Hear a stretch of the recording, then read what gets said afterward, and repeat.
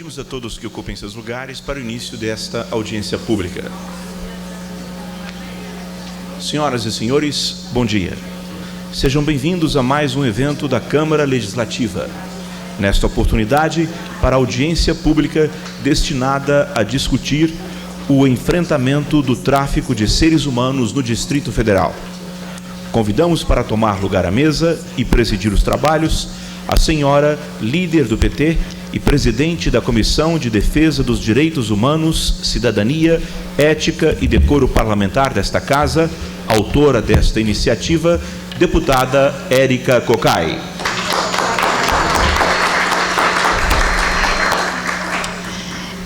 Eu gostaria de desejar um bom dia para cada um e cada um de vocês, dizer da importância dessa discussão que estamos fazendo hoje sobre o enfrentamento do tráfico de seres humanos no Distrito Federal. E gostaria de, com muito prazer, convidar para compor a mesa o Dr. Daniel Gomes Sampaio, que é superintendente regional da Polícia Federal no Distrito Federal.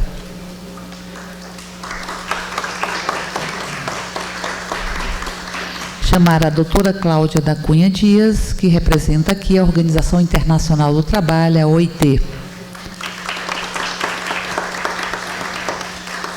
Doutora Marina Pereira Pires, gerente de projetos da Secretaria Nacional de Justiça do Ministério da Justiça.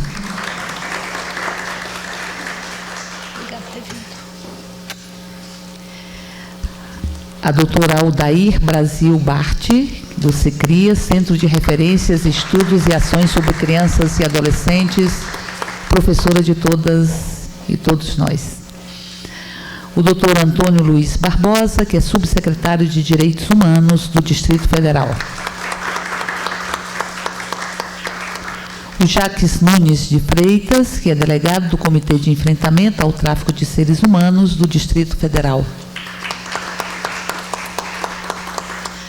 A doutora Maria Lúcia Pinto Leal, que é da Violes, da UNB. Gostaria ainda de chamar para compor a mesa a doutora Neide Castanha, que representa aqui o Fórum de Enfrentamento à Exploração Sexual de Crianças e Adolescentes do Distrito Federal. Pode ser 10 minutos para cada um. Pode ser? Pode ser 10 minutos.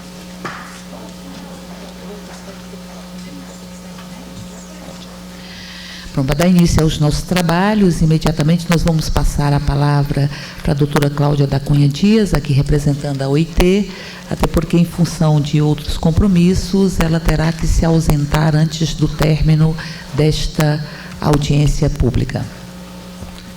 Bom dia a todos e a todas. Eu agradeço o convite para essa audiência pública em nome da deputada.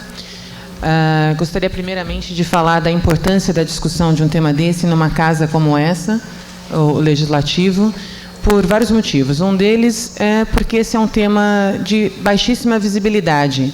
Então, a gente verifica um pouco no projeto da Organização Internacional do Trabalho, que eu vou comentar um pouco mais depois, que muitas vezes as pessoas tiveram contato com a realidade do tráfico, porém não identificam que é uma realidade de tráfico de pessoas.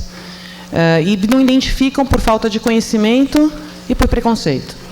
Então, a gente está falando de uma situação que viola direitos humanos, que tem um impacto nas economias locais e no mercado de trabalho, porque muitas vezes as pessoas são traficadas, elas são traficadas para gerarem lucro, para quem a trafica. Gerarem lucro como? Colocando essas pessoas de forma exploratória e abusiva em ocupações que geram lucro. Então, a gente está falando do tráfico de pessoas que viola os direitos humanos, mas também os seus direitos trabalhistas. Em relação à importância desse tema ser discutido aqui no Distrito Federal, é porque em todas as pesquisas que a gente aponta, geralmente, muitas vezes, pensa um pouco mais no tráfico de pessoas em algumas regiões do Brasil, né? E acho que é o momento de se discutir isso aqui também. No plano piloto, no distrito, no entorno, como é que funcionam esses fluxos de tráfico, as pessoas que vêm para cá buscando oportunidades de vida e coisas dessa natureza. Acredito, e aqui dou parabéns à iniciativa da deputada e do Comitê de Enfrentamento do Distrito Federal, do Tráfico de Pessoas, porque qualquer tipo de enfrentamento, de prevenção, de combate, de atendimento não se faz sem recursos. Não é? Então, a discussão, o papel do legislativo também é essencial em assegurar recursos para que, de fato, essas ações e todas as demandas que a sociedade civil organizada faz possam ter eco na efetividade da implementação delas. Não é? Então, eu gostaria só de falar e pedir desculpas já pelo fato de que eu vou ter que me ausentar, que a gente percebe nos projetos que a Organização Internacional do Trabalho desenvolve uma grande dificuldade de se implementar as ações por uma questão que eu acho que é importante colocar aqui, é que o crime de tráfico de pessoas, ele implica em movimento, em deslocamento de pessoas, seja internacional, intraestadual ou entre estados. E daí a gente tem uma grande dificuldade, que é a articulação dos setores responsáveis por isso. A União, o Estado, o município. Quando a gente fala de políticas mais amplas do tráfico internacional, a gente está falando de competência federal. Quando a gente fala da segurança pública, a gente está falando de competência estadual. Quando a gente fala da questão do atendimento, ele é municipalizado. A realidade do Distrito Federal é um pouco diversa, por ser um distrito e não um município. Mas isso demanda uma capacidade de articulação, de persuasão e de instrumentos de cooperação que precisam ser colocados e institucionalizados.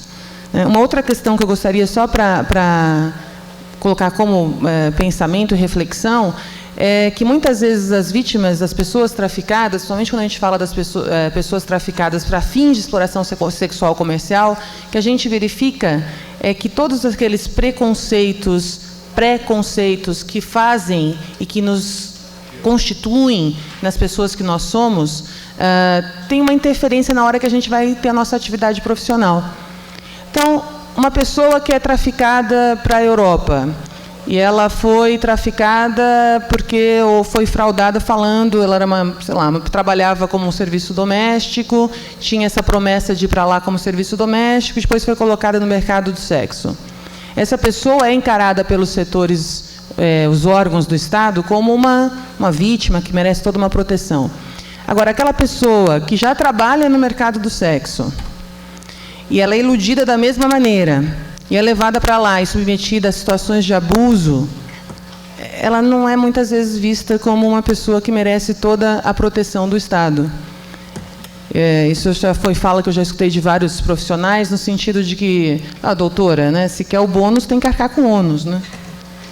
Então, acho que a primeira coisa que a gente tem que, quando a gente pensa em tráfico de pessoas para fins de exploração sexual comercial, a gente está preparado para nos desafiarmos os nossos conceitos, do que a gente entende que é válido, do que a gente entende que é ético, do que a gente entende que é moralmente aceito fazer na tentativa de buscar recursos para uma sobrevivência, subsistência e ascensão social.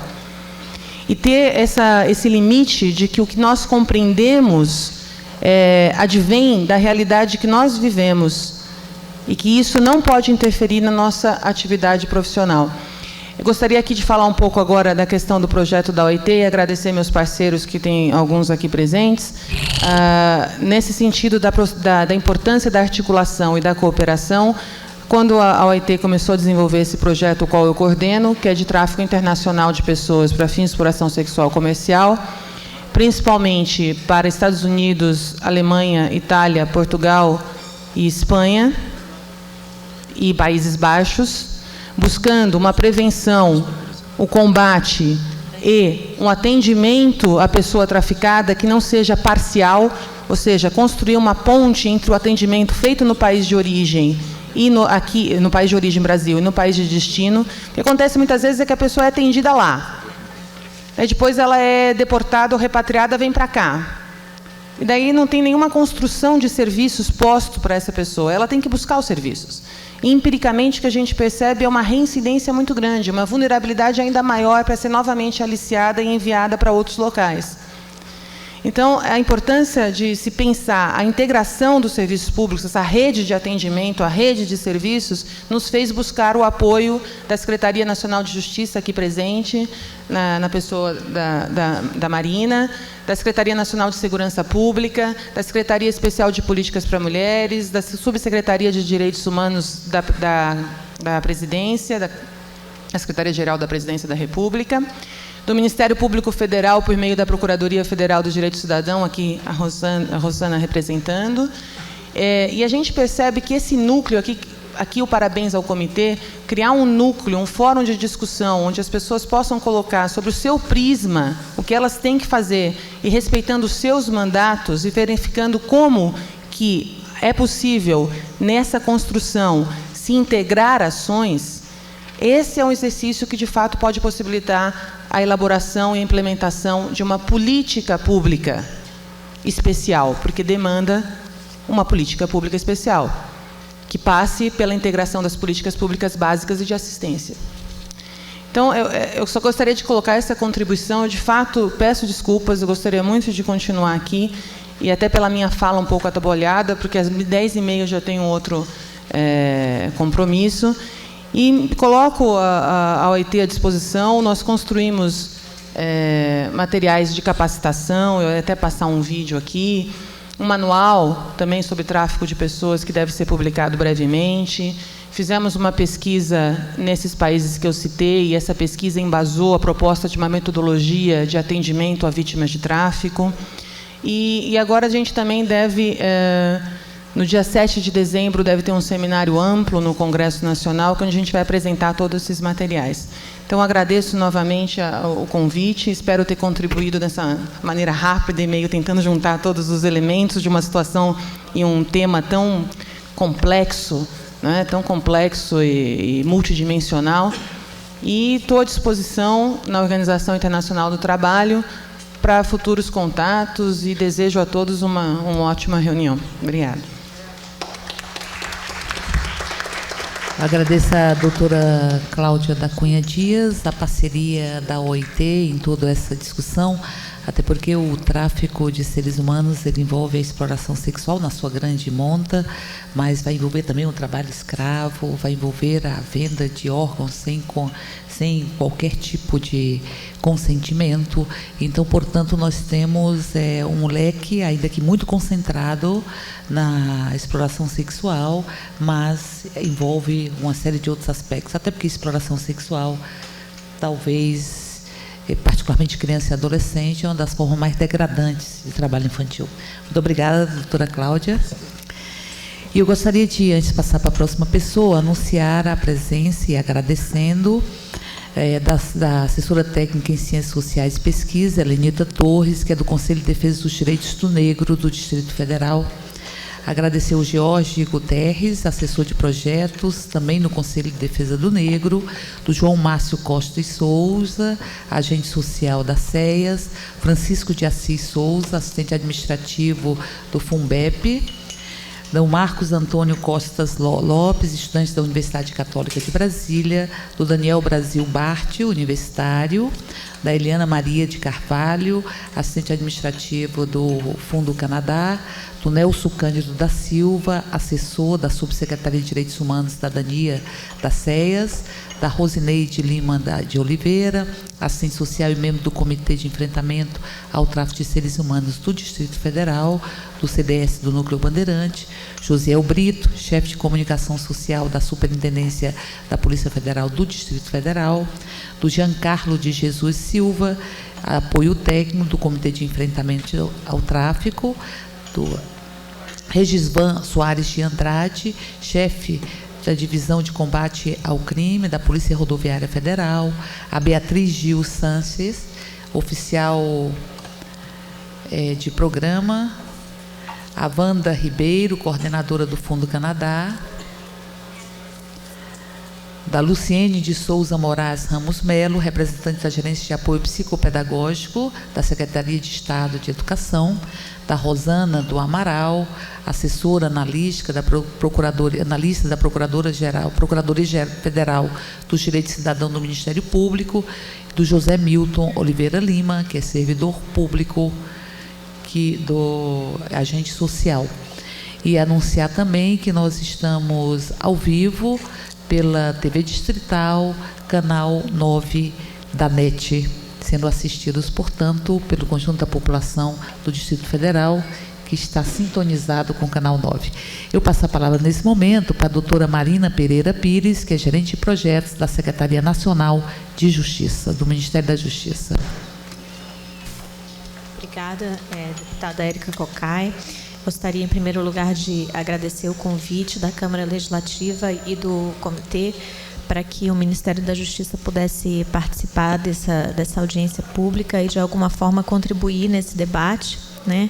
Falando um pouco da experiência do governo federal e da forma como nós estamos enxergando o futuro desse enfrentamento ao tráfico de pessoas no Brasil.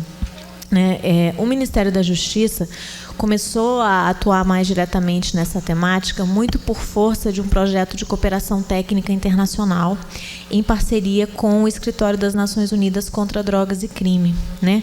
Essa pauta do tráfico de pessoas, ela acabou entrando na agenda nacional e nas preocupações da agenda de segurança pública, de direitos humanos, por força do protocolo adicional à Convenção de Palermo, né, que trata do tráfico de pessoas e que define essa modalidade criminosa transnacional, né, e que define também as responsabilidades dos países de origem, no qual o Brasil se encaixa, e dos países de destino também. Então, em dezembro de 2001, foi assinado um primeiro projeto de cooperação técnica internacional com a Secretaria Nacional de Justiça, onde eu trabalho, e se começou a trabalhar essa temática, né? De lá para cá, esse projeto teve várias fases e mudou muito a sua cara, em função, inclusive, das dificuldades que nós encontramos para atuar nesse tema.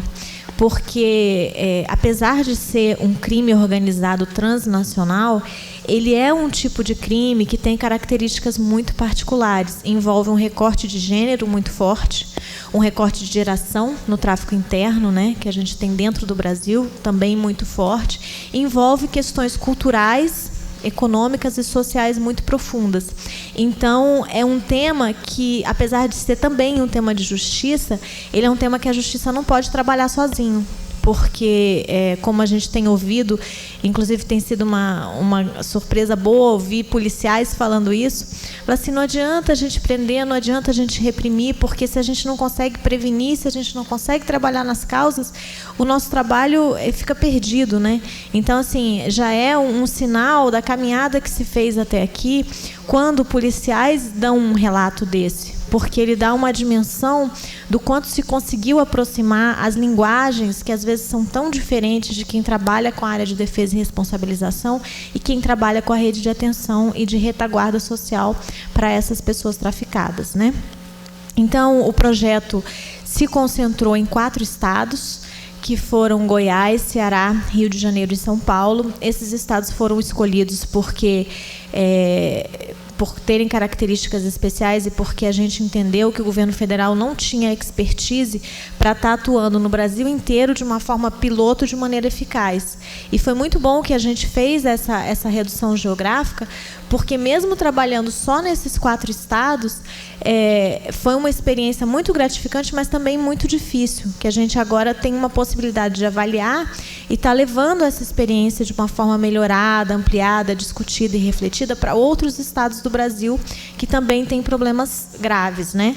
A própria matriz que foi feita pelo Comitê de Enfrentamento, né, à Violência Sexual Infanto-Juvenil, que a professora Maria Lúcia coordenou o trabalho, mostrou que no Brasil você tem tráfico em todos os estados, né? O único que na matriz não se tinha nenhuma notícia era o estado do Piauí.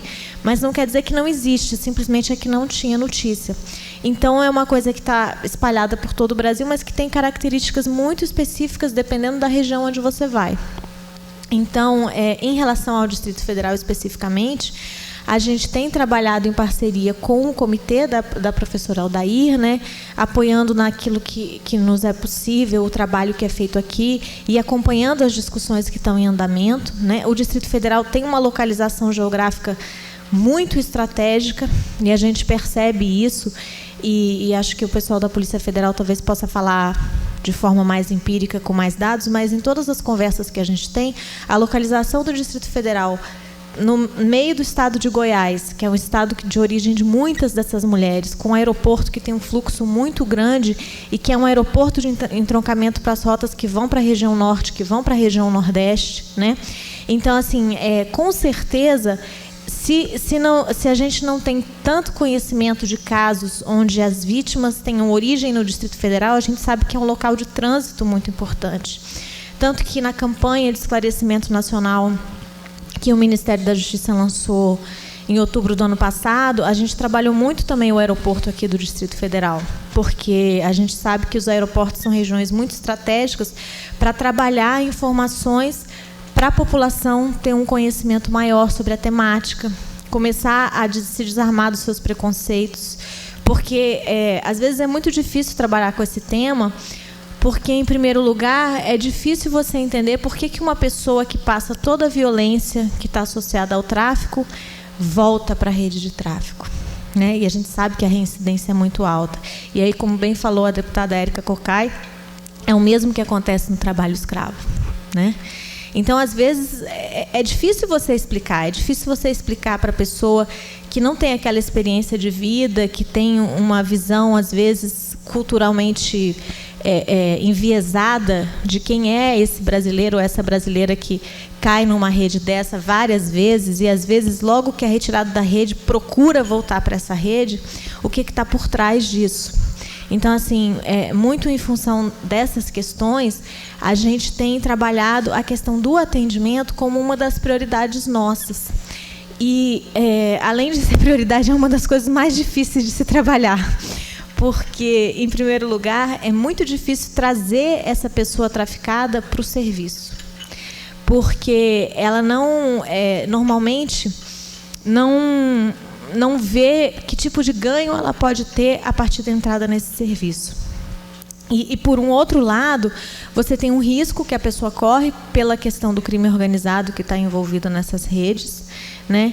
E uma vulnerabilidade muito grande do ponto de vista econômico, que é sempre um gargalo muito forte, né? Falando das mulheres especialmente, a gente conduziu uma pesquisa que está para ser concluída agora no final de novembro, no Aeroporto Internacional de Guarulhos, em parceria com a Secretaria de Justiça e Cidadania do Estado de São Paulo, no qual nós fizemos um perfil das mulheres que são deportadas ou então não admitidas e retornam ao Brasil via aeroporto de Guarulhos. Isso é 90% do total dos brasileiros que retornam deportados para o Brasil ou, na condição de não admitidos, voltam pelo aeroporto de Guarulhos.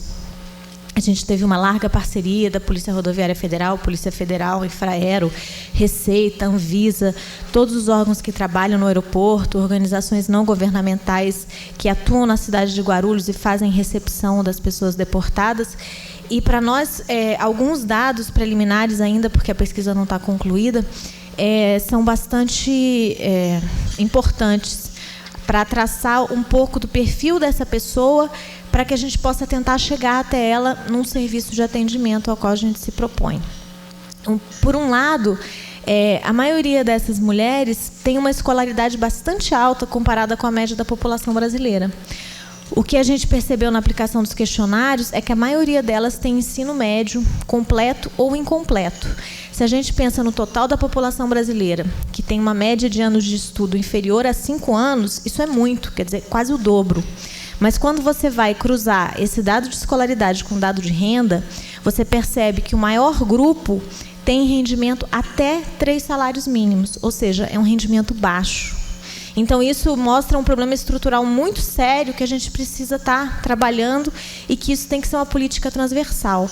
Qual seria esse problema? Que no Brasil, infelizmente, pelo menos para as mulheres, anos de escolaridade não se traduzem em oportunidade de renda.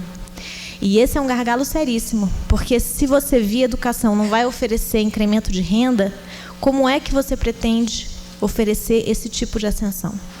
Porque, bem ou mal, é preciso admitir que as pessoas que... E isso, às vezes, ofende o conjunto da população, porque são pessoas que não aceitam ter um padrão de vida inferior àquilo que é possível ser oferecido dentro do capitalismo. Afinal de contas, a gente vive numa economia capitalista, né? Então, por que eu não posso ter um jeans? Por que eu não posso ter um tênis? Por que eu não posso ter um batom, um perfume? Por que eu não posso viajar para o exterior? Não, eu também quero. Eu não quero ganhar uma bolsa. Eu não quero receber um salário mínimo por mês. Eu não me contento em pegar um ônibus lotado, 3, 4 ônibus para ir trabalhar para ganhar um salário mínimo. Eu quero mais. E eu vou tentar. Eu vou tentar. É legítimo. Isso é legítimo. Então, tudo isso precisa ser entendido no conjunto dessas políticas públicas que a gente está tentando formular. Né, para concluir, porque eu já estourei meu tempo. Desculpa. Eu queria só fazer um balanço rápido daquilo que a gente vê como ganhos importantes nesse enfrentamento ao tráfico. Né? Primeiro, essa questão da gente estar discutindo de forma aberta, né, tentando se despir desses preconceitos que a gente carrega mesmo de berço, essa questão toda que envolve o tráfico de pessoas. Por outro lado, essa integração que a gente percebe do pessoal da área de defesa e responsabilização, especialmente as polícias, que têm sido muito sensíveis nos trabalhos que têm sido feitos, e aí eu faço uma menção especial à Polícia Federal e à Polícia Rodoviária Federal, que têm sido grandes parceiros nossos nessa conversa, nessa empreitada, inclusive sendo um dos maiores defensores de você ter um atendimento estruturado, um serviço estruturado, e tem oferecido, com a experiência empírica que eles têm de contato com as pessoas traficadas, informações essenciais para que a gente possa estar construindo essa política, né? Por outro lado, a gente tem uma visibilidade maior dessa temática, que é muito importante, com eventos como esse que a gente está aqui, né? E também uma atenção internacional muito grande para esse tema em relação ao Brasil, né? Estão se iniciando 2 projetos grandes com financiamento da USAID, que é a agência norte-americana, voltada para o tráfico, um que vai ser executado pela Organização Internacional do Trabalho e outro que vai ser executado pela organização não governamental Partners of America. A gente também, no Ministério da Justiça, encerrou esse primeiro projeto de cooperação técnica. Estamos em fase de captação de um novo projeto com duração de 4 anos e que vai ser aberto para o Brasil inteiro, no qual a gente pretende expandir e radicalizar, no bom sentido, as boas experiências que a gente teve nesses 4 estados, né? Agora, uma coisa muito importante é o comprometimento dos estados. É importante, estando aqui na Câmara Legislativa, né, que é o poder legislativo estadual, distrital, esse compromisso dos estados é muito importante, porque por mais que o governo federal formule diretrizes, promova discussões, traga recursos da cooperação internacional, negocie isso nos fóruns internacionais, a gente sabe que não existe execução sem o comprometimento do Estado, porque a retaguarda social, a rede social, ela vai ser dada no âmbito local, né, numa parceria de Estado e município. Então, esse comprometimento político e de recursos é fundamental. Então, é muito importante que essa casa esteja refletido sobre isso, para que a gente possa, de fato, ter esse comprometimento na realidade. Né? Por outro lado, o governo federal tem também que ampliar o seu orçamento próprio para essa temática, né? Até o PPA do ano de 2004 a 2007, não existia nenhuma rubrica no orçamento da União voltada para o tráfico de seres humanos. Nós conseguimos incluir 2 rubricas no orçamento do Ministério da Justiça específicas para esse tema, uma de capacitação e outra de diagnóstico. O dinheiro foi pouquíssimo e inclusive, foi mais em 2004 do que nos anos que se seguiram. Mas o fato de nós estarmos no PPA nos permite brigar por recursos, coisa que antes a gente não podia fazer. Então, já é uma vitória, né? E, a médio prazo, o governo brasileiro, tanto federal quanto estadual e municipal, precisa assumir nos seus orçamentos próprios esse item do tráfico como um item importante da sua agenda. E isso se faz com comprometimento de recursos também. Então, agora que nós estamos negociando esse novo projeto, um dos compromissos que a gente sempre assume com os países que têm interesse em doar recursos para esse projeto no Brasil é que, tudo bem, isso é uma fase de transição, mas daqui a 4, 5 anos, o Brasil tem que, por conta própria, né, ter recursos, porque o Brasil é um país de desenvolvimento humano médio e que tem um orçamento considerável, está assumindo essa política de uma forma muito efetiva. Muito obrigada. Obrigado, doutora Marina. E eu passo a palavra nesse momento ao senhor Daniel Gomes Sampaio, que é superintendente regional da Polícia Federal aqui no DF.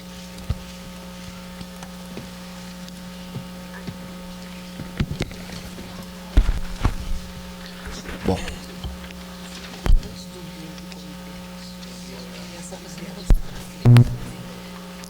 Bom dia a todos. agradecer à deputada Érica Cocai a oportunidade de participar desse evento e trazer aqui aos senhores a certeza de uma participação efetiva da Polícia Federal nesse assunto de maior relevância, dizer que essa iniciativa da Assembleia, da Câmara dos Deputados, ela é bastante importante porque traz para a pauta um tema que nos preocupa bastante. Dizer que a Polícia Federal ela faz parte do esforço do Ministério da Justiça na resolução desse problema, principalmente através da nossa Academia Nacional de Polícia, onde nós buscamos, através dos nossos cursos de formação, dotar os nossos policiais da capacidade ou talvez da sensibilidade para tratar de um assunto dessa importância, dessa magnitude. Também a dizer que a Polícia Federal, ela através de uma divisão, ela criou uma divisão a nível de órgão central, a divisão de direitos humanos, que na realidade é a encarregada de formular a política da Polícia Federal no combate desta criminalidade, e que foi até bastante, num esforço do governo federal, ela foi bastante melhorada, propiciou esse trabalho, a facilidade para o nosso trabalho, com a edição do decreto 11.000, da Lei 11.106 de março desse ano, aonde ela modificou, ela trouxe na realidade uma outra figura, que é a figura da pessoa, tirou aquela coisa da mulher, aquela coisa de que esse crime na realidade só seria praticado contra a mulher, onde o agente seria, o passivo seria a mulher. Então, na realidade, essa legislação, essa modificação, essa modernização da legislação, ela nos permite e vai nos permitir realizar um trabalho mais efetivo. Na realidade, essa modernização da legislação, ela permite, e aí, como diz a doutora Marina, na realidade, esse esforço das polícias do nosso trabalho, junto principalmente nas rotas de saída, nos aeroportos, não permitindo a saída de pessoas, ou esclarecendo essas pessoas que estão que estão saindo para o exterior em busca de um melhor condicionamento, de uma melhor condições de vida. Isso nos traz esse reflexo de que, na realidade, o que nós precisamos no nosso país é de melhorar a condição de vida do nosso povo. Essa que é a grande realidade.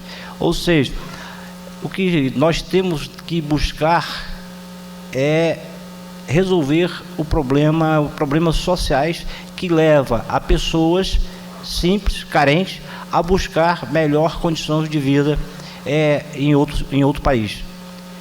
Essa legislação também, ela nos permite um outro enfoque, que é também a situação de irregularidade que ocorre dentro do nosso território.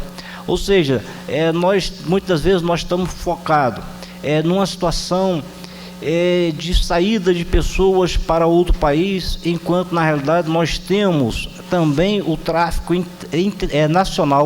nacional, ou seja, pessoas sendo trazidas de regiões mais pobres para regiões mais abastadas do nosso país.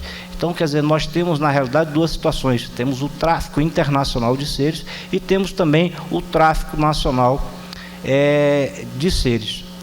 Então, na realidade, o que nós temos que levar em consideração é que nós temos algumas dificuldades.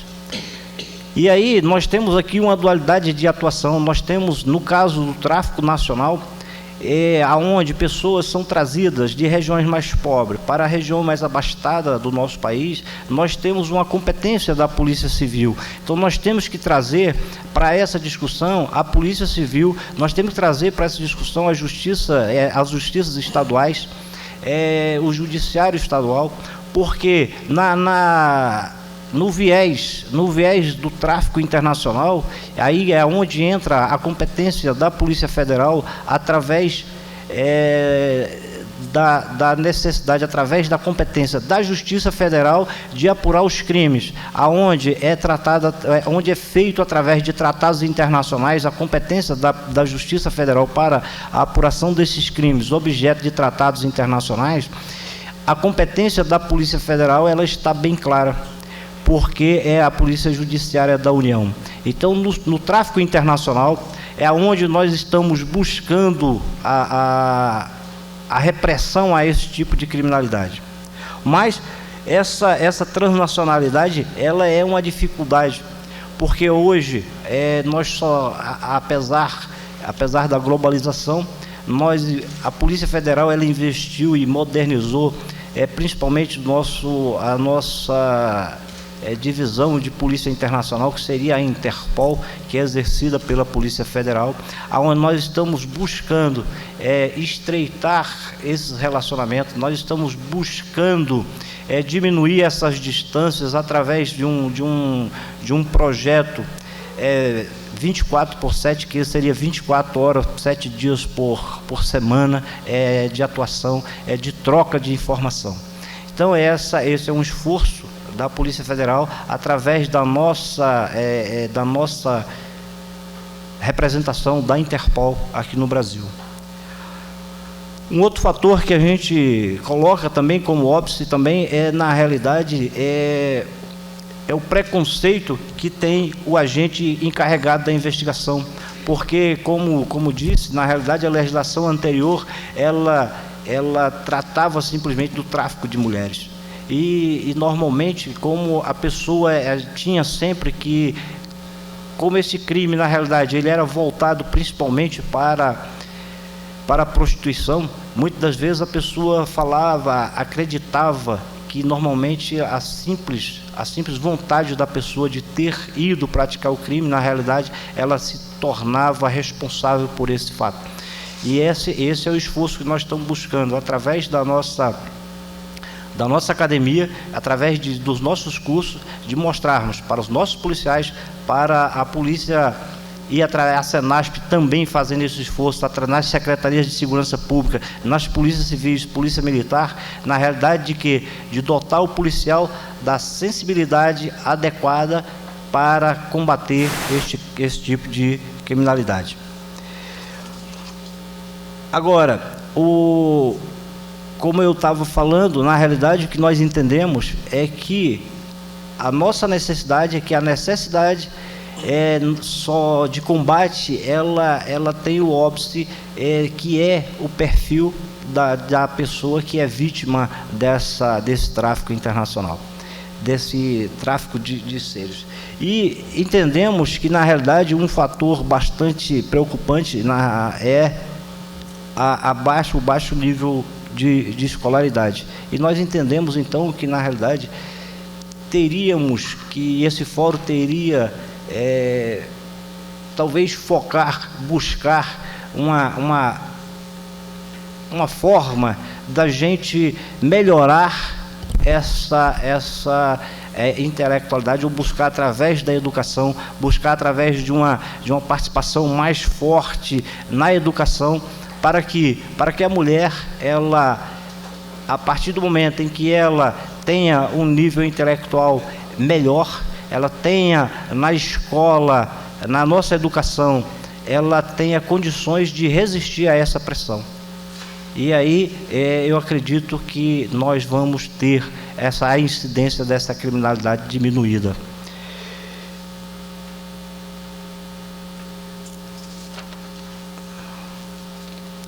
A outra coisa que eu entendo que, na realidade, o fórum aqui poderia buscar, porque nós temos que levar sempre em consideração que esse crime, ele é baseado, na realidade, numa demanda, tá certo? Ou seja, nós não teríamos a incidência se não houvéssemos a demanda.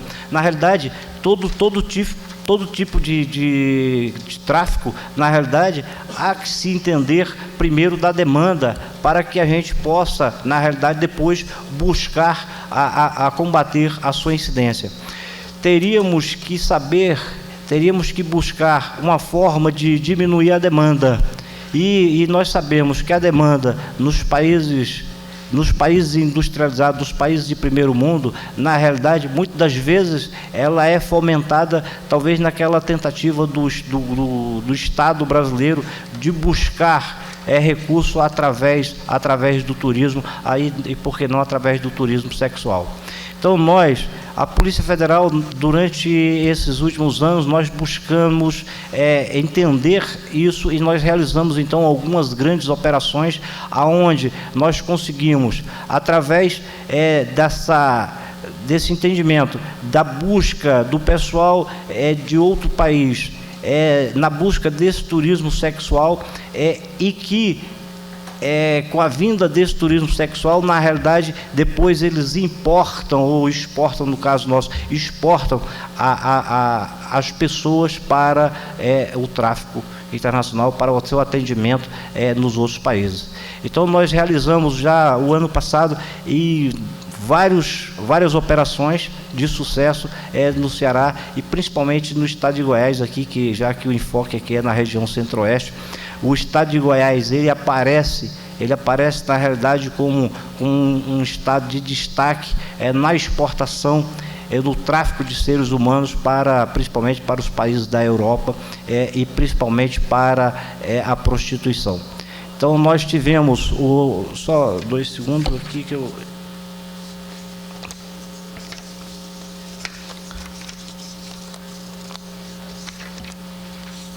Nós tivemos instaurados, só para que se tenha uma ideia, nos últimos 5 anos, nós tivemos 320 inquéritos instaurados com base nessa modalidade de crime. De novembro de 2004 até agosto desse ano, nós tivemos um total de 91 inquéritos, sendo que Goiás aparece aqui com 21 incidências. E nós temos, no Distrito Federal, nós não tivemos nenhuma incidência nesse período. A última incidência que nós tivemos no Distrito Federal foi em 2003, e de lá para cá entendemos que talvez pelos criminosos terem escolhido a cidade de Anápolis e a cidade de Goiânia, aí a impressão que nós temos é de que eles tenham colocado essa sua base, as bases operacionais, na cidade de Anápolis e na cidade de Goiás. Tanto é que nós temos nossos esforços operacionais têm sido concentrados nessas cidades, e as grandes operações que nós realizamos neste campo foi, na realidade, nesse estado. Então, eu queria só, para encerrar a participação, dizer que a Polícia Federal ela está atenta. Esse é um tema em que a Polícia Federal ela se voltou, ela está buscando cumprir as suas atribuições. Estamos dotando o nosso pessoal de capacidade e de condições para atuar nessa área. E estamos também à disposição para qualquer eventualidade que possa acontecer. Muito obrigado.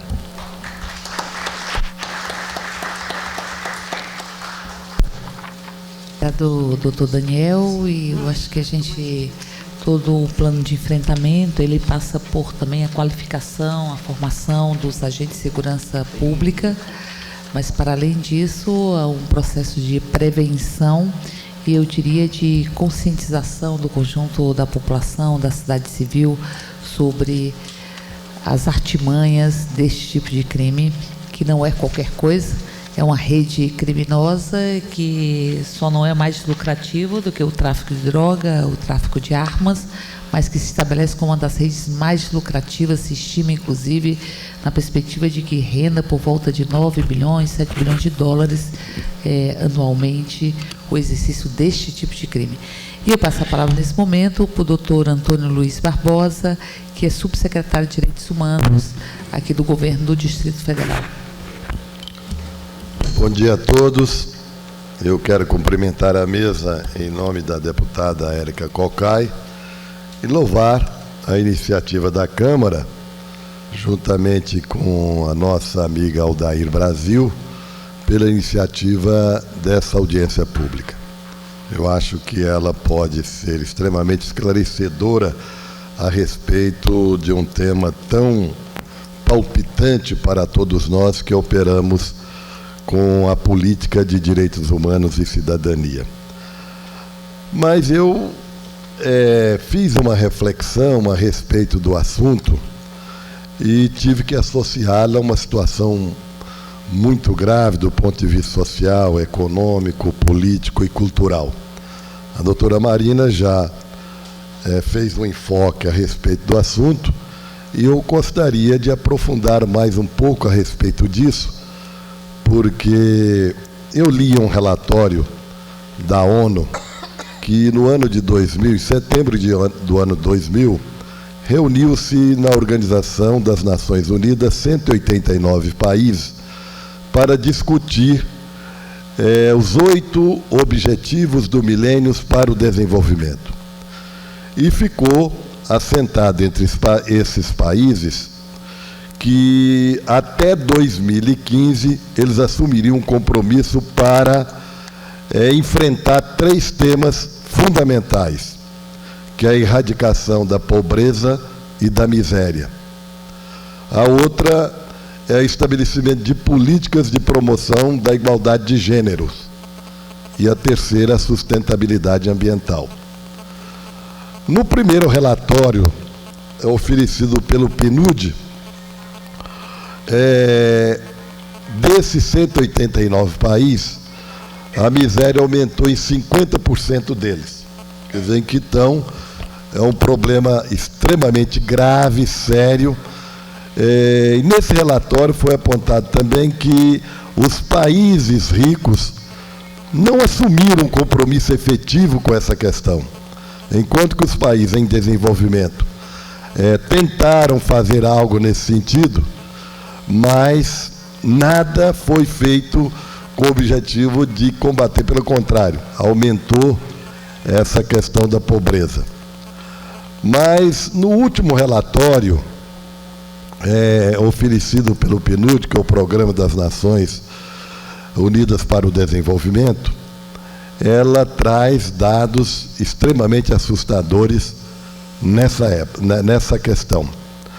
Então, veja bem, ela relata, há um relatório dizendo que em 1990 havia 2,6 bilhões de pessoas passando fome no mundo inteiro. E em 2001, esse fosso aumentou para 2,7, ou seja, 2,7 bilhões de pessoas vivendo com menos de $2 dia. Então, essa é uma realidade com a qual nós temos que trabalhar. E quando esse relatório faz uma análise da situação brasileira, ela aponta o seguinte, que o Brasil é o segundo país no mundo em má distribuição de renda. E a relação, a diferença entre os 10% mais ricos e os 40% mais pobres, há uma diferença de 32 vezes. Então, nós estamos vivendo num país e num mundo de profundas desigualdades sociais e de renda.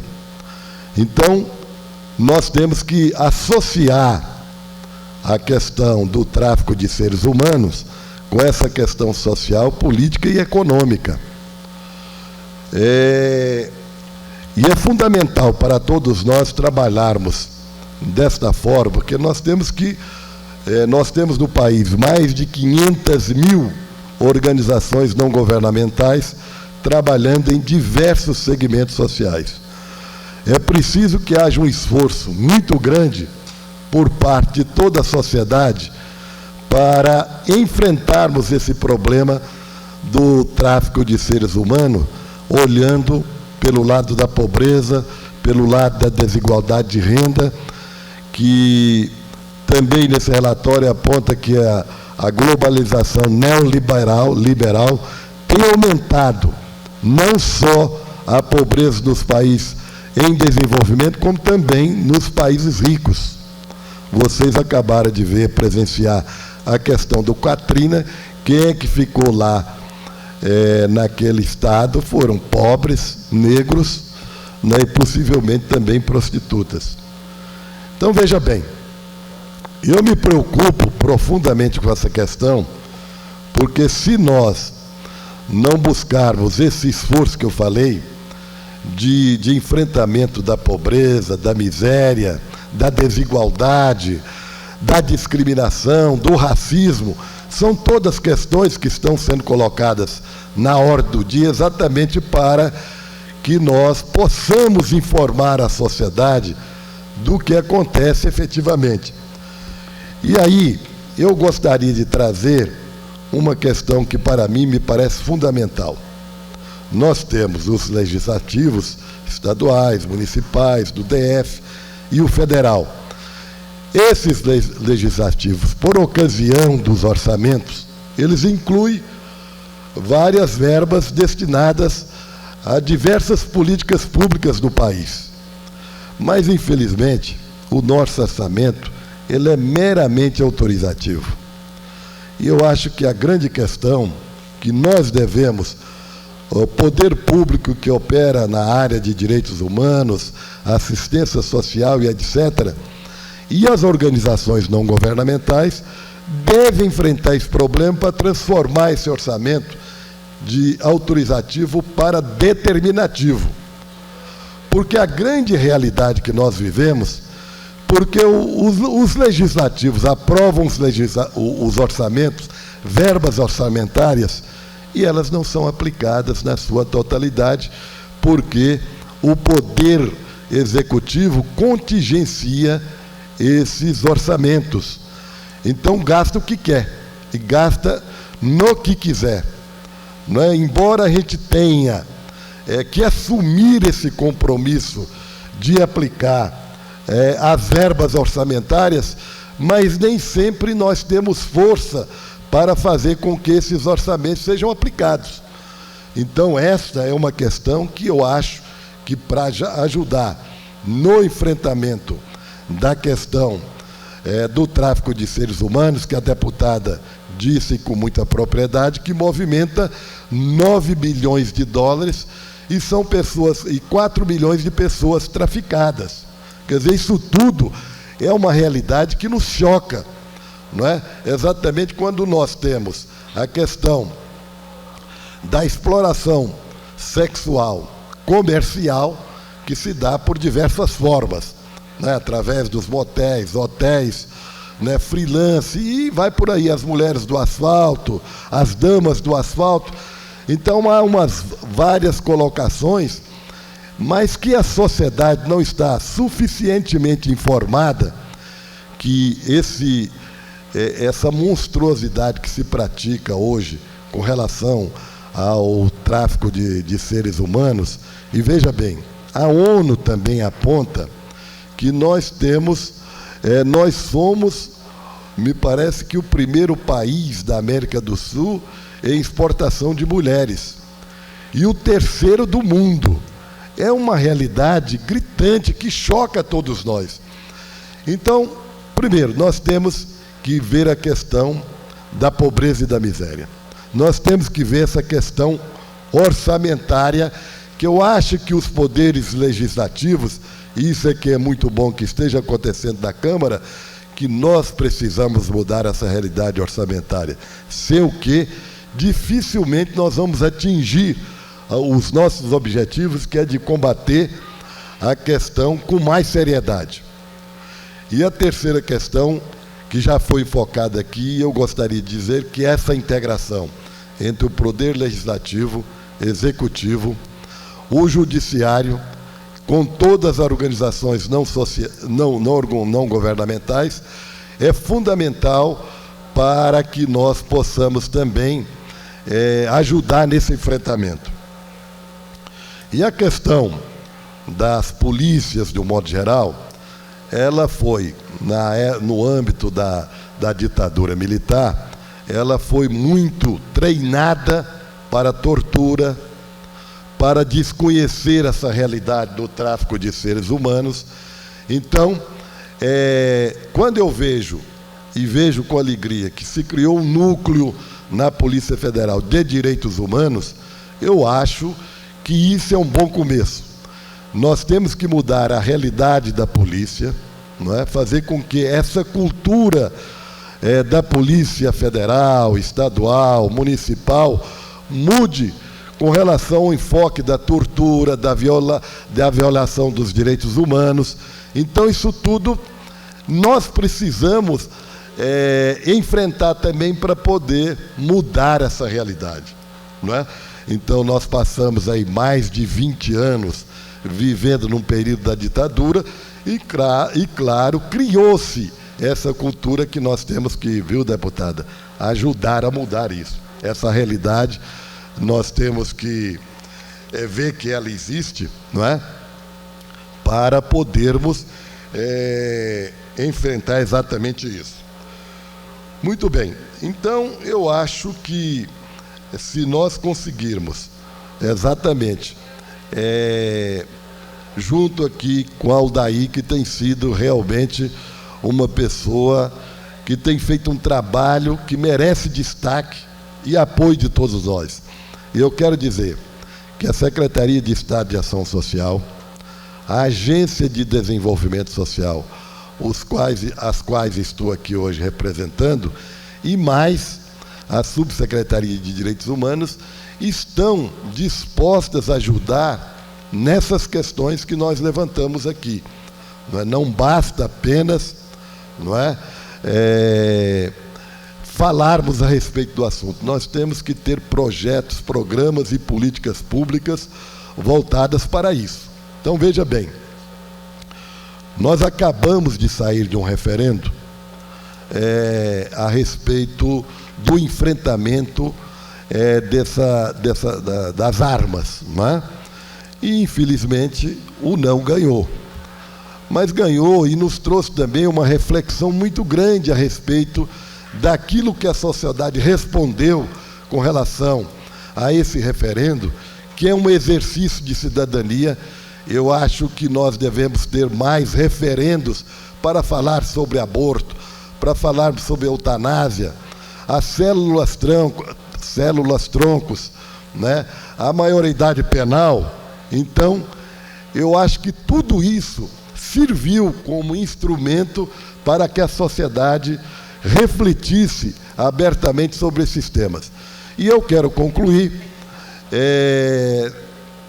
para parabenizar mais uma vez a Câmara Legislativa, através da deputada Érica Cocai, Aldair Brasil e todos aqueles que aqui vieram, e vieram, claro, com o objetivo de ouvir as diversas colocações e quais são as propostas efetivas para ajudar, não é, nessa questão de reduzirmos a exploração sexual comercial, né, o tráfico de trabalhadores, seja no mercado internacional e aqui também no mercado interno, e também reduzirmos a exploração sexual de crianças, inclusive com a retirada de órgãos. Então, todas essas questões estão aqui sendo colocadas exatamente para, numa reflexão profunda, a gente, quem sabe, podemos mudar essa realidade. Muito obrigado. Obrigada, doutor Barbosa. E eu passo a palavra nesse momento à Neide Castanha, que é coordenadora do Fórum de Enfrentamento à Exploração Sexual de Crianças e Adolescentes aqui no Distrito Federal.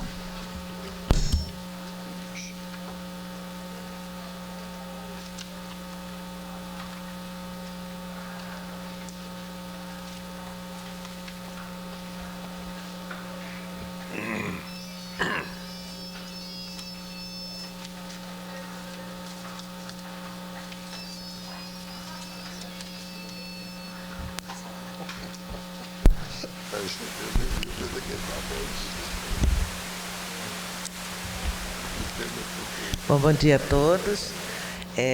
Gostaria de cumprimentar os parceiros de mesa, a pessoa da deputada Érica Cocai, cumprimentar todas e a todos os participantes dessa audiência pública, né, agradecer o convite feito ao Comitê Nacional de Enfrentamento à Violência Sexual contra Crianças e Adolescentes, e nessa condição também aqui representando o Fórum de Entidades de Enfrentamento à Violência Sexual no Distrito Federal. Dizer, deputada Érica, que é um prazer estar aqui novamente nessa casa e fazendo um destaque, sem dúvida, de que o comitê e o fórum reconhece o espaço e com a seriedade e competência que essa casa, e sobretudo por meio da dedicação especial e competente da deputada Érica, tem dado a essa temática da violência sexual contra crianças e adolescentes, procedendo uma verdadeira oportunidade ao movimento social exercer o seu papel de controle social e exercer a sua missão de pautar esta questão no âmbito dos poderes públicos, visando um enfrentamento consequente aos casos e situações concretas que envolvem as situações de violência sexual, de exploração sexual comercial contra criança e adolescente. Acho que essa audiência pública representa a soma de ações, de atitudes e de iniciativas que, deste lugar, do lugar do Parlamento, pode fazer o cumprimento de sua missão numa temática que diz respeito a todos, né? Eu queria também aproveitar a oportunidade e fazer uma menção especial aqui à professora Aldair. Eu acho que até o comitê já foi chamado o Comitê da Aldair e já foi citada a Aldair 2 vezes aqui.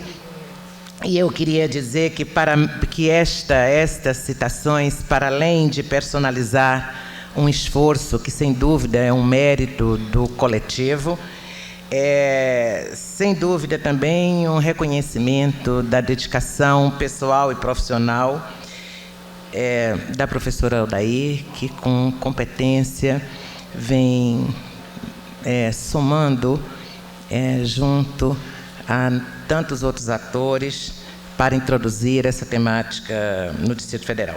Então, sem dúvida, Aldair, o SECRIA tem a honra e o orgulho de ter no colegiado da entidade, e eu, particularmente, como companheira de trabalho. Eu não vou fazer aqui uma reflexão analítica sobre os dados já levantados e que tem revelado a problemática e o tamanho do fenômeno do tráfico de seres humanos no Brasil, em particular este tráfico para fins de exploração sexual comercial, e também suas perspectivas de enfrentamento, porque, sem dúvida, os companheiros de mesas que me antecederam e ainda os que colocarão, em especial a professora Maria Lúcia, uma estudiosa pioneira nessa temática, fará com muita mais pertinência do que eu. Prefiro fazer a minha contribuição um pouco naquilo que é a minha feição por lugar, que é desse chamamento da preocupação e, sem dúvida, deste papel da sociedade civil. Tem animado bastante o número de eventos que tem sido realizado no Centro-Oeste, no Brasil, no Centro-Oeste, no Distrito Federal, acerca de pensar, de problematizar, de debater a questão da violência sexual contra mulheres, contra crianças, contra adolescentes. E a agenda lotada, ela nos traz um certo vigor neste caminhar, e, com certeza, a cada dado, a cada informação, nos leva a termos dimensão maior da responsabilidade, do tamanho do buraco, como costumamos dizer, e do desafio da tarefa. Isso nos impõe uma renovada, constante de iniciativas, de esforços, de junção de vontades de atores, se queremos, de fato, estar levando a sério o que estamos nos propondo. Se a agenda lotada não significa apenas que estamos ficando mais cotados, ou mais prestigiados, ou mais famosos, ou teremos, enfim. Se é realmente um compromisso com um olhar para o mundo que nos impõe buscar caminhos de ultrapassar a barbárie e buscar paradigmas civilizatórios e humanitários. Assumir esse desafio é vencer preconceitos, sem dúvida, impregnados nas nossas próprias práticas institucionais e pessoais, mas também aliar em condições éticas, políticas e ideológicas que nos faça unificar sobre um conceito de pessoa humana e de que estamos tratando. E eu acho que, honestamente, já tivemos muito maior dificuldade no Distrito Federal. Eu me lembro que nesta casa, neste plenário, não sei quando que era, a professora Maria Lúcia, mas que fazíamos o relatório da CPI, da exploração sexual contra crianças e adolescentes, um relatório sui generis, não sei na história da casa, mas pelo menos na história dos parlamentos brasileiros em relação à violência sexual de crianças e adolescentes, que era aprovado por abstenção. Porque dizia o regimento que na abstenção o voto do relator valia. Então, o relatório dessa CPI foi aprovado por abstenção. O único voto era do relator. E nós, da sociedade civil, saíamos daqui quase que protegido por segurança, porque nós queríamos colocar uma problemática e uma nódoa no Distrito Federal, da qual isso era puramente uma articulação política partidária, né, de algo que... Então, ver como é que se compõem hoje as forças para o enfrentamento desta questão é considerarmos mesmo vitoriosos, por o entendimento de que estamos diante de uma questão que diz respeito a todos, que diz respeito a Estado, à sociedade, à família, às comunidades e a cada um de nós. Então, acho que esse foi o grande salto e a grande contribuição daqueles que insistiram que era preciso revelar este fenômeno no teor e dimensão exata dessa problemática ou das suas consequências. Ou seja, no seu teor ético, político, humanitário, social, econômico e de responsabilidade do Estado, no seu papel e função de promoção da cidadania de todos e no papel da sociedade, tá, em que tem a condição de estabelecer os padrões culturais que fazem as relações sociais concretas entre as pessoas. Eu acho que esse avanço nós temos que considerar, mas, ao mesmo tempo, relativizar, porque ele não deve nos apontar para uma situação do dever cumprido, mas de um caminhar que se inicia. E aí, quando tem este corte específico do tráfico de pessoas humanas para fins sexuais, eu acho que não é à toa que essa experiência, que eu poderia dizer singela, que surge de uma vontade do coletivo em organizar comitês nas cidades a partir da prática, da visão, da experiência de cada um, para assumir uma tarefa de grande envergadura e responsabilidade, que é tomar essa problemática para ser da pertinência da ação social de cada um, quer do seu lugar institucional, quer do seu lugar militante, na questão, quer do ponto de vista do seu lugar de membro da sociedade civil organizada. Então, me parece que relativizar do ponto de vista de que estamos iniciando a tarefa, mas valorizar a iniciativa por nos apontar para uma grande lição,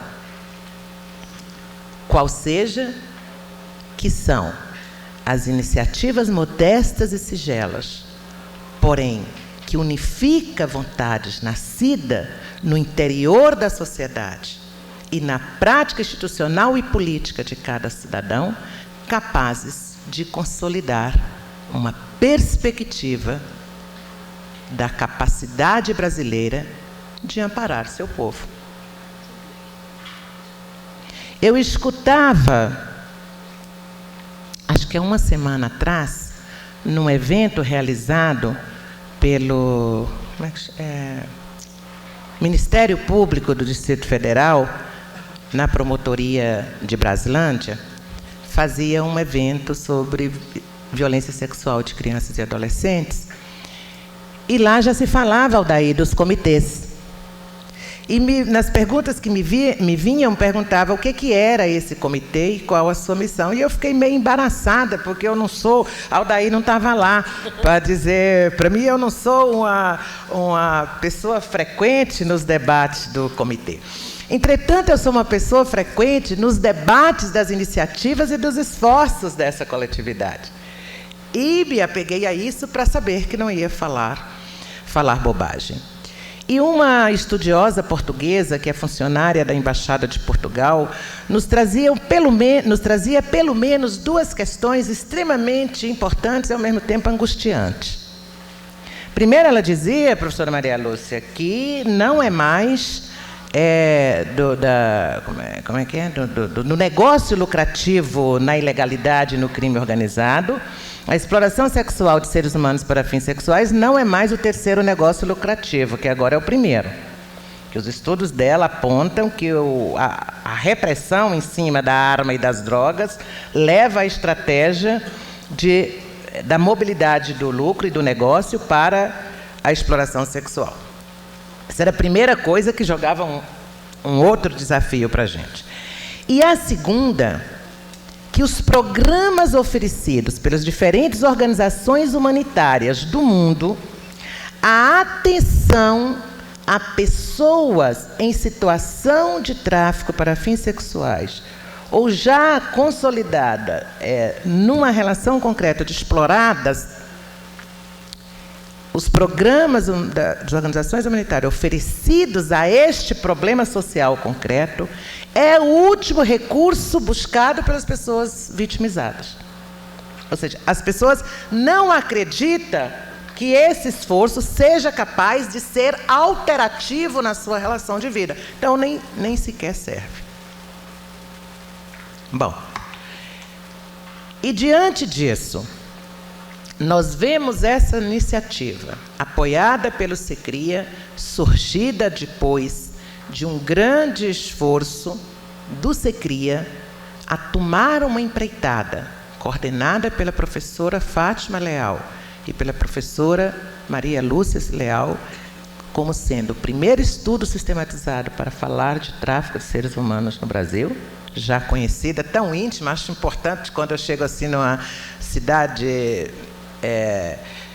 aqui do Distrito Federal e que as pessoas estão começando a falar do assunto apenas e já diz assim, trouxe a PESTRAF? Né? Então, a popularização que a PESTRAF ficou.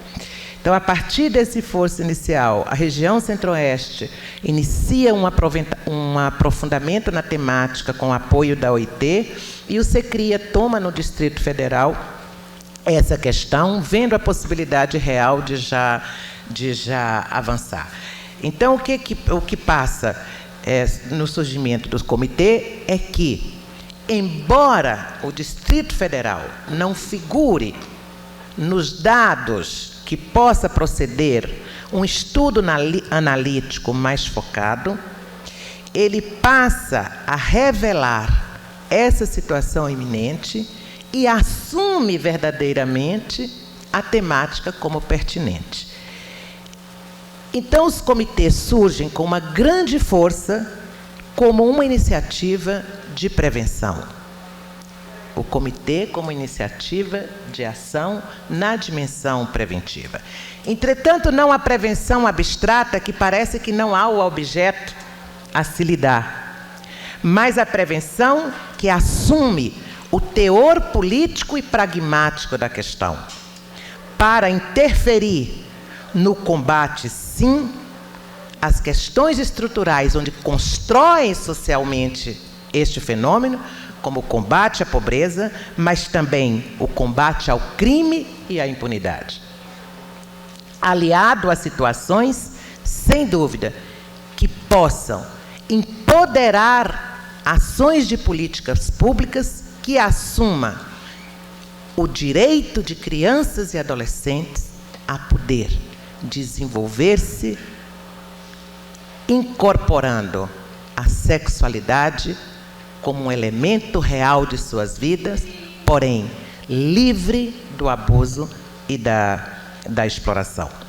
Acho que se essa compreensão puder ser o paradigma que possa aliar as diferentes forças e vontades, que secundariza as nossas opções de nos relacionar com a política, com a promoção da cidadania, mas nos unifica enquanto princípio, como combinados humanitários, como a ética e os direitos humanos. Obrigada.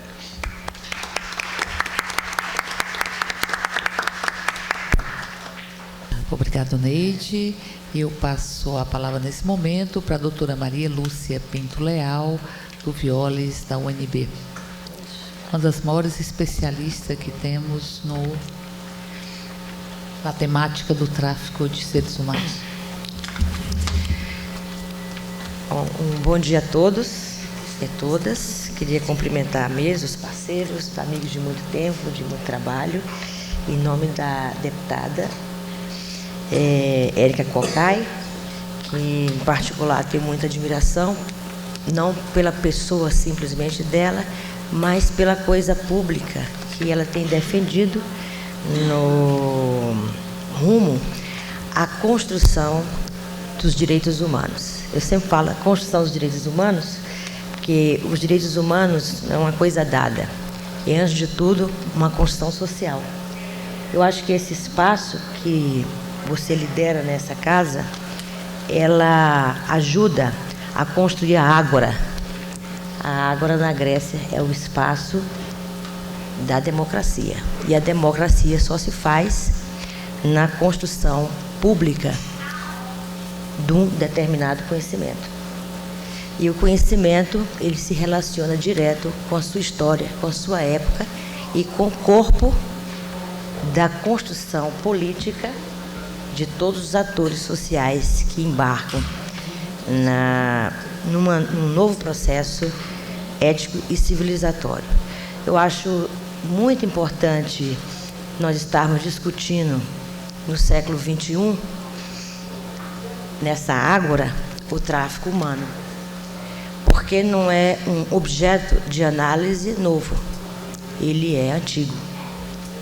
Eu acho que o grande marco do tráfico humano foi o mercantilismo, a expansão do capital. A expansão do capitalismo numa perspectiva dominante, extrativista e exploratória, que culminou em construir o primeiro conceito de sujeito, o não sujeito, o abjeto. O abjeto é aquilo que está fora de algo que possa ser considerado como construtor da sociedade. Ou seja, o lixo. Então, os negros, crianças, mulheres, as classes sociais que tiveram desde desse princípio da construção do capitalismo, do mercantilismo, tiveram a sua história construída nas águas da subalternidade. Então, a classe, o gênero, a diversidade e demais situações que historicamente foram sendo marcadas pela construção de um novo olhar sobre a sociedade e sobre o ser humano é pautado pelas conquistas sociais e o envolvimento de todos esses atores nesse processo. Então, quando eu falo que o conceito de globalização, eu falo não, Ottaviani. Quando Ottaviani diz que a globalização nada mais é do que a reificação do mercantilismo, só com uma grandeza extraordinária em termos conceituais, que a globalização não só estendeu a precarização das relações sociais e da precarização do trabalho, que é o centro da sociedade, é o trabalho. É por onde você se inclui realmente. Não é pela assistência. A assistência é um direito, mas é o trabalho que inclui. Então, a precarização do trabalho na globalização, além de ter remetido essa história de subalternidade sobre esses autores, uma grave relação nas suas conquistas pessoais e coletivas, também ele foi intensivo a essa globalização, porque ela faz as pessoas sofrerem. Não só pela condição de pobreza que vem se instaurando historicamente na vida delas, mas pela oportunidade de ser um sujeito social, um sujeito de direitos. É extraordinário essa análise sobre a globalização, da extensividade e da intensividade. Hoje eu me sinto extremamente triste, porque a intensividade tem deixado a gente em lugares quase indefesos, mas só não deixa porque a indignação nos provoca a organizar as nossas ideias na ágora para construir a democracia. Então, falar em tráfico humano num espaço como esse é uma vitória.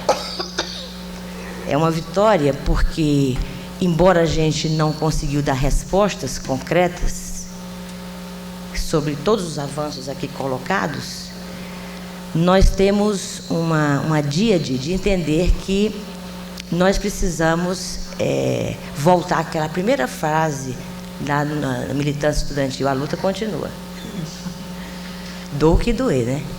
E temos que ocupar os espaços, todos os espaços institucionais necessários para repensar a nossa lógica paradigmática em relação ao tráfico humano e repensar a nossa prática dentro da relação Estado e sociedade, do qual vou me ocupar em, sinteticamente, dizer o que o estudo do Grupo Violes de pesquisa, ligado ao Departamento de Serviço Social da Universidade de Brasília, feito de 1994 a 2004, esse relatório está pronto, financiado pela Save the Children, Suécia. Ele se baseou em documentos muito importantes, aqui já citado pela companheira Neide, a PESTRAF, que se cria, CPMI, a Matriz Intersetorial de Enfrentamento da Violência Sexual, Unicef, Secretaria Especial de Direitos Humanos, os documentos do Disque Denúncia, também da Secretaria Especial de Direitos Humanos, e demais documentos oficiais legitimados pela sociedade brasileira no decurso de quase 10 anos percorrido. E nesse estudo, embora ele chama-se um estudo analítico do enfrentamento da violência sexual comercial de crianças e adolescentes no Brasil, ele aponta 3 questões importantes a serem percebidas do ponto de vista do diagnóstico e do enfrentamento em relação ao Estado e sociedade. A primeira questão que nós colocamos para responder às dificuldades, os desafios que estão em torno do enfrentamento da exploração sexual comercial, a primeira é conceitual. A exploração sexual comercial trata-se do tráfico para fins sexuais, prostituição, turismo sexual e pornografia. Aqui nós estamos tratando de tráfico humano, então é mais complexo ainda o conceito, porque eu estou tratando do tráfico adulto, de pessoas adultas, e do tráfico de crianças e adolescentes. Eu não sei se vocês sabem, com certeza, o professor Aldair e os demais colegas que atuam nessa área aqui, sabem que pós-PESTRAF, CECRIA, nós chegamos a informar cientificamente que o Brasil assentava no Brasil não só o tráfico internacional, mas como o tráfico interno. Daí, com essa luta toda dentro do Legislativo e do movimento social civil e todas essas informações anteriormente colocadas, nós chegamos a 231A, que é o tráfico de pessoas para fins de exploração sexual. Então, ampliou o conceito, que é 231, né, Marina? Só era relativo ao tráfico internacional de mulheres para a prostituição. Então, eu acho que o lugar da academia é exatamente esse. É traduzir um conhecimento crítico, apoiado, né, no universo coletivo, no sentido de que esse conhecimento seja uma construção social, não uma construção elitista burguesa para as intempéries dos privilégios e das vaidades pessoais, dos professores da briga do saber, que ali reside também.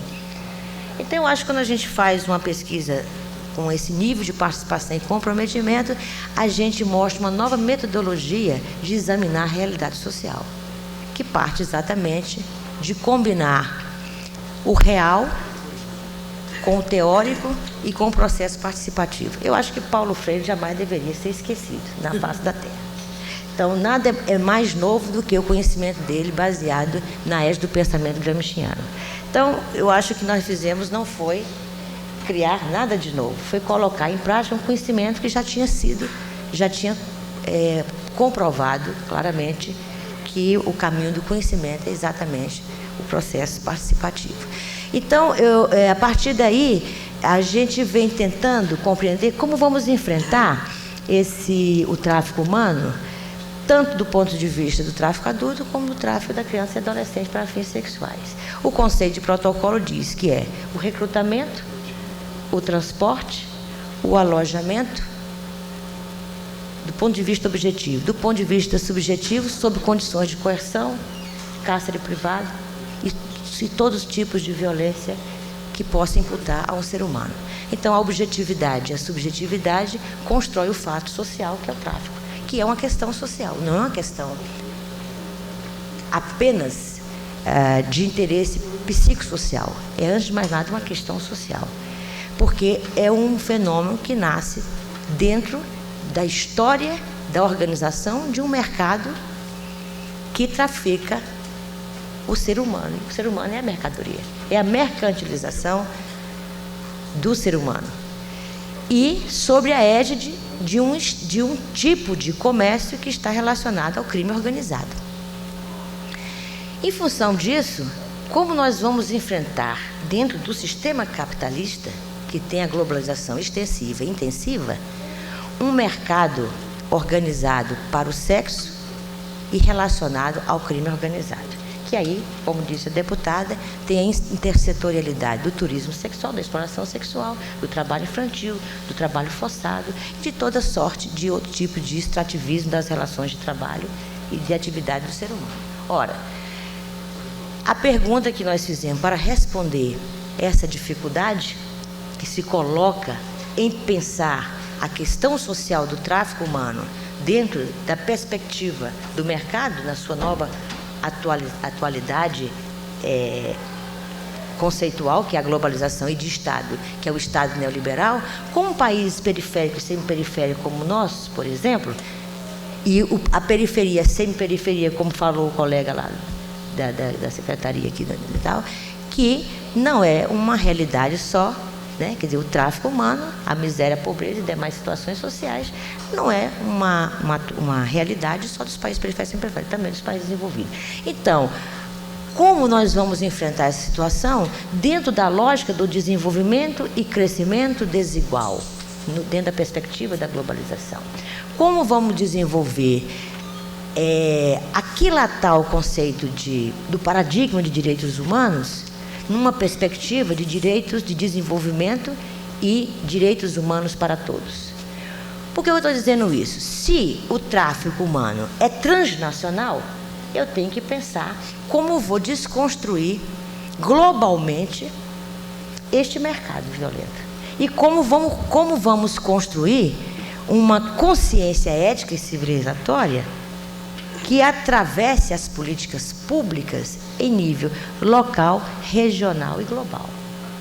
Porque eu estou falando de Brasil, estou falando de Mercosul. Eu vou estar discutindo tráfico humano dentro do Mercosul.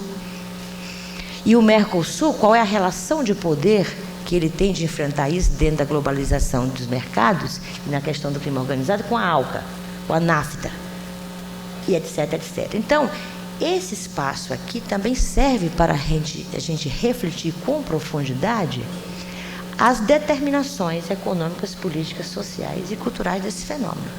Não dá para a gente pensar a relação Estado e sociedade no contexto brasileiro, na questão da transnacionalidade desse fenômeno, se não pensar como fez a matriz intersetorial e dizer, olha, nós temos 930 municípios nesse país em situação de ESCA. Destes 50 municípios foram considerados pela CPMI como de alto grau de impunidade. Desses 930 municípios, 104 estão na faixa de fronteiras com 10 países latino-americanos, Guiana Francesa, Suriname, Venezuela, Colômbia, Peru, Bolívia, Argentina, Uruguai e Paraguai. Nestes municípios existem programas de combate à pobreza, diversidade e desigualdade, bem como organizações de defesa e responsabilização. Entretanto, não se tem informações se esses programas atendem crianças e adolescentes em situação de ESCA. O que eu quero dizer é que esse estudo mostrou, do que nós estamos utilizando nessa pesquisa, que o Brasil tem um Estado e uma relação com a sociedade de 1988 para cá, na perspectiva da construção do direito, da territorialidade, da descentralização, do controle social das políticas públicas, tem buscado, mesmo com a reforma do Estado de 95 pelo Bresser, que esfacelou o nosso Estado de Direito, trazendo o consenso do Washington e a terceirização das políticas sociais para um Estado mínimo que desresponsabiliza ele para atuar no sentido de tomar para si a questão social.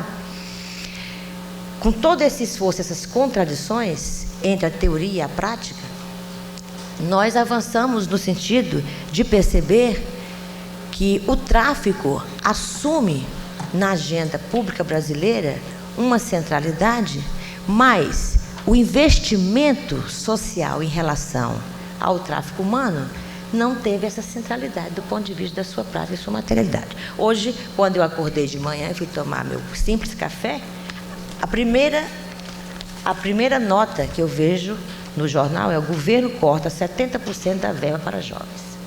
O orçamento destinado a programas de defesa da criança e do adolescente em 2006 será de 18,8 milhões, menor do que o deste ano, de 26,9 milhões.